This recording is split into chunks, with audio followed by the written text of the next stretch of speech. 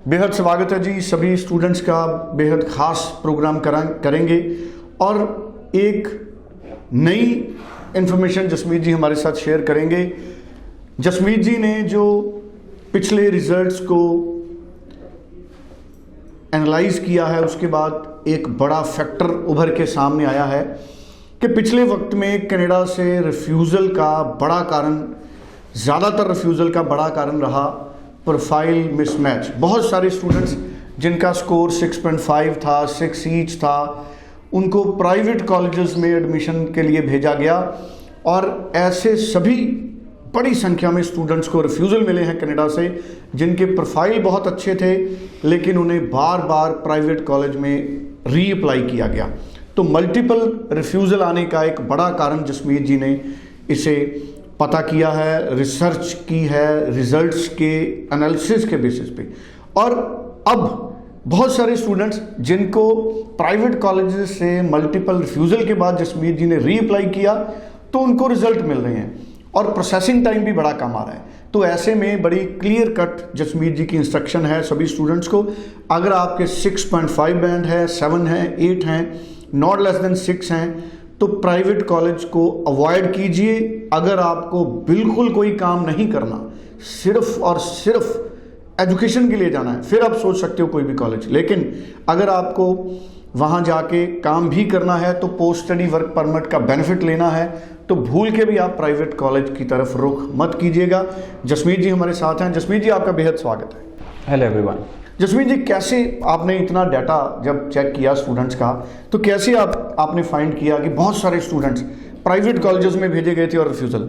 कुछ 70 to 80 students जो हमारे पास अप्लाई हुए, जो कि अच्छी प्रोफाइल वाले बच्चे थे, चाहे 2-3 साल का स्टडी गैप था, या अब ईच 50 वाले बच्चे थे, या 6 ईच वाले बच्चे थे, या 7 बैंड वाले बच्चे थे। सो 70 to 80 स्टूडेंट्स ऐसे थे जिनकी बहुत अच्छी प्रोफाइल होने के बावजूद भी उन्हें मल्टीपल टाइम रिफ्यूज़ल आई। किसी की 3 बार रिफ्यूज़ल है, किसी की 4 बार रिफ्यूज़ल है, किसी की 5 बार रिफ्यूज़ल है। सो 70 to 80 स्टूडेंट्स ऐसे थे जिनका वीज़ा अभी जनवरी इनटेक में आया, और पिछले 40-45 दिनों में लैंडमार्क इमिग्रेशन के 500 प्लस वीज़ाज अप्रूव होके आ चुके हैं।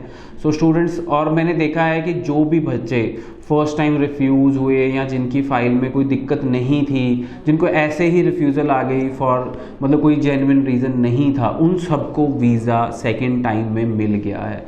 सो स्टूडेंट, अगर आपने एक गवर्नमेंट कॉलेज में फ़ाइल लगाई है और उस फाइल में कोई कमी नहीं है तो आप रीफाइल ज़रूर करें। और अगर आपको लगता है कि आपकी फ़ाइल में कोई कमी रह गई है और कंसल्टेंट ने सही ढंग से आपकी फ़ाइल नहीं लगाई है, तो उसके ऊपर असेसमेंट करें रीफाइलिंग से पहले, ताकि आप जब second time, third time, fourth time जब भी फाइल लगाएं, एक तो वो स्टेप वाइज प्रोसीजर फॉलो करें। फर्स्ट ऑफ ऑल, एक गवर्नमेंट कॉलेज से हम ऑफर लेटर मंगाएं।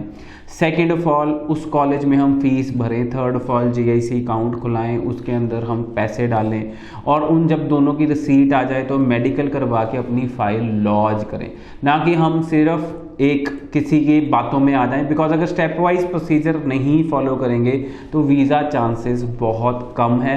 सो इस टाइम पे बाकी सब कंट्रीज़ भी यही देख रहे हैं, चाहे वो UK है, चाहे वो ऑस्ट्रेलिया है, चाहे वो USA है, और कनाडा भी कहीं ना कहीं पंजाब के स्टूडेंट्स पे थोड़ा सा स्ट्रिक्ट हो सकता है अगर हम सही ढंग से फाइल नहीं लगाएंगे। बिल्कुल ठीक है। और जसमीत जी, जो प्रैक्टिकल प्रोसेसिंग टाइम देख रहे हैं हम रीअप्लाई केसेस का, अभी कल परसों ही एक स्टूडेंट जिसको आपने रिजल्ट दिलवाया, 30 दिन में उसका 30-31 दिन में उसका रिजल्ट आ गया।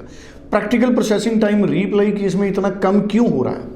सो देखो, फर्स्ट ऑफ ऑल तो मैंने पहले भी हमने डिस्कस किया कि ये भी रीज़न हो सकता है कि जो रीफाइलिंग वाली फ़ाइल हैं उनका प्रोसेसिंग यूनिट अलग हो, और जो फ्रेश फाइल्स हैं उनका प्रोसेसिंग यूनिट कहीं और हो, और जहाँ पे फ्रेश फाइल्स के नंबर्स ज़्यादा होने के कारण उनको 60 to 70 डेज़ का टाइम लग रहा है। बट काफ़ी सारे फ्रेश केसेस में भी I have seen visas coming in 45 days also, और अगर रीफाइलिंग के केस में I have seen visas coming in 3 days also.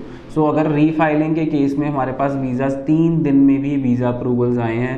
So 6 bar refusal के बाद भी हमारे पास वीज़ा है, 5 बार रिफ्यूज़ल के बाद भी हमारे पास वीज़ा है, क्योंकि लैंडमार्क इमिग्रेशन की कोशिश यही रहती है कि आपकी फ़ाइल सही तरीके से लगे, और अगर सही तरीके से आपकी फ़ाइल लगेगी तो आपको वीज़ा अप्रूवल आने में कोई दिक्कत नहीं आएगी। बिल्कुल। और इस शो के साथ ही जैसे ये शो ख़त्म होगा, रंजना जी की हम आपको बात सुनाएंगे जिनको मल्टीपल रिफ्यूज़ल लगे थे, 6 बार रिफ्यूज़ल, 1 बार ऑस्ट्रेलिया, 2 बार यूके और कनाडा। जसमीत जी, इस स्टूडेंट को आपने वीज़ा दिलाया, 6.5 था और 6 ईच था। कंसल्टेंट ने, एक बड़ा नामी कंसल्टेंट है, दोनों बार इतने अच्छे प्रोफाइल को प्राइवेट कॉलेज में भेजा। अब ऐसा क्यों करते हैं कई कंसल्टेंट? जो उनके डायरेक्ट टाइप्स नहीं होते हैं। So first of all direct types नहीं होते हैं। और देखो, जब हम गवर्नमेंट कॉलेज के साथ डील करते हैं तो मार्जिन्स भी कम होते हैं। सो गवर्नमेंट कॉलेज, आपको पता ही है, सरकारी कॉलेजों से जो हमें कमीशन आती है वो बहुत कम आती है एज़ कम्पेयर टू जब हम पैकेज में डील करते हैं तो मार्जिन्स आर हाई। ये एक स्ट्रेट फॉरवर्ड पॉइंट है। जब हम किसी को कहते हैं कि आप सब पैसे हमसे सब ज़्यादा ले लेना पर वीज़े के बाद ले लेना, तो his margin will be 5 to 10 lakh rupees. तो बच्चों से चार्ज किया जा रहा है। और अगर क्या कहते हैं, हम कहते हैं कि आप सब कुछ स्टेप वाइज करो, तो हम आपसे कुछ नहीं चार्ज करते।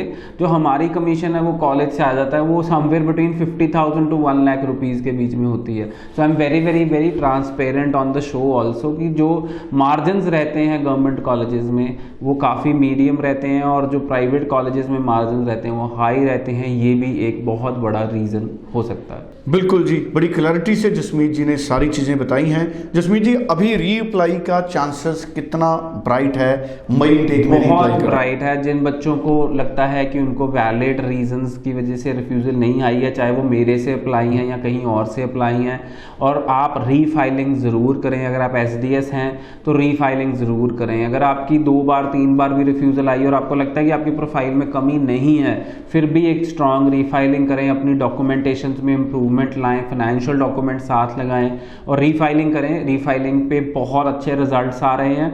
तो अगर कंसल्टेंट चेंज करना, मैं कहूँगा तब ज़रूरी है जब कंसल्टेंट ने आपकी फ़ाइल सही नहीं लगाई है।